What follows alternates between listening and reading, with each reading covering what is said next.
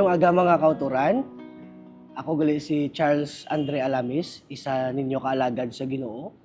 Sa yari kita karon magatuon naman sang pulong sang Ginoo.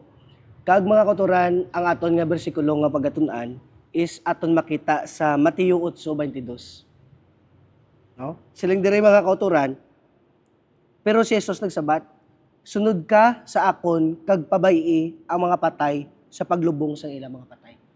Mga kauturan, ano bala ang gusto ihambal sa aton sa sini nga bersikulo? Una mga kauturan, may ara kita sa nga tawag nga radical discipleship.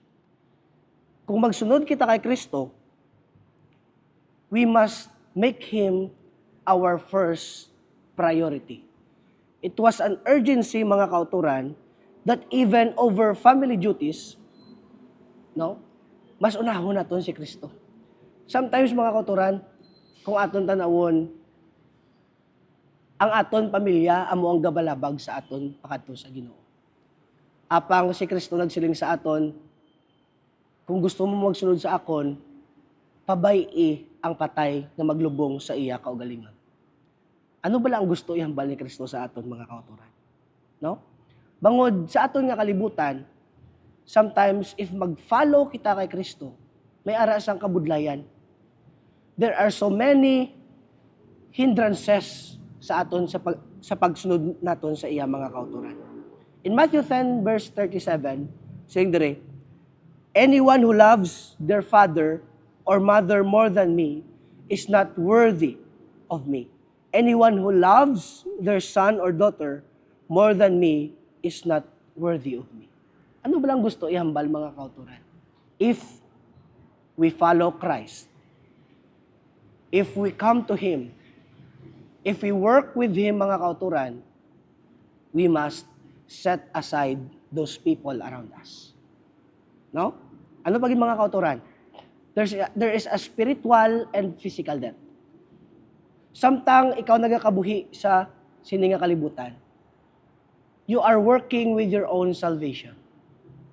Apang, ginhambal na sa atong bersikulo mga kauturan, kung ikaw patay na, no? Tapos na ang imo kaluwasan. So, if ikaw nagapati, na ikaw buhi, mga kauturan, I encourage you to go and follow Jesus. If you are alive, if you feel that you are very alive, mga kauturan, when God or Jesus tells you to follow me, I encourage you all to follow Him even there is so many hindrances in your life. Sa aton pagsunod sa iya mga kauturan, damo sang kabudlayan. There are so many concerns, so many attachments that we need to set aside and make Him as our priority. No? Bangod sa aton nga kalibutan, kung aton tanawon mga kauturan, damo kaayo ang nagabalabag sa aton, even our phones, sometimes nagabalabag sa aton, even our works, and most probably ang aton nga mga pamilya, mga kauturan, nagabalabag sa aton sa pag-upod kay Kristo. But then, this verse reminds us that if you want to follow Christ, let the dead bury their own dead body. Mga kauturan, the cost of following Christ. Sometimes, hindi naton mabalaan kung sa diin ang aton padulungan sa sininga kalibutan. But, if we have faith on Him, if unahon siya naton mga kauturan, labaw sa tanan sa sininga kalibutan, no, aton maagom ang kaluwasan sa pag-upod ra kay Kristo. If we read John 14 verse 6, Jesus said, I am the way, the truth, and the life. Ano kanami mga kauturan sang sina nga bersikulo? I am the way, the truth, and the life. Ano bala ang ginapakita sa aton mga kauturan? Si Kristo amo ang dalan. And if we follow Him in His pathway, sa sining madulom nga kalibutan, sa sining magamo nga kalibutan, mga kauturan, if we follow His way,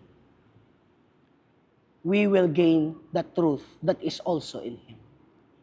And if we work with the truth, mga kauturan, surely, I tell you, you will have the eternal life that is in Him also.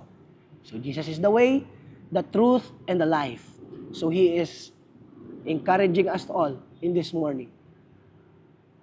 If you want to follow Christ, set aside those many things in your life. Hindrances, difficulties, problems, mga kauturan.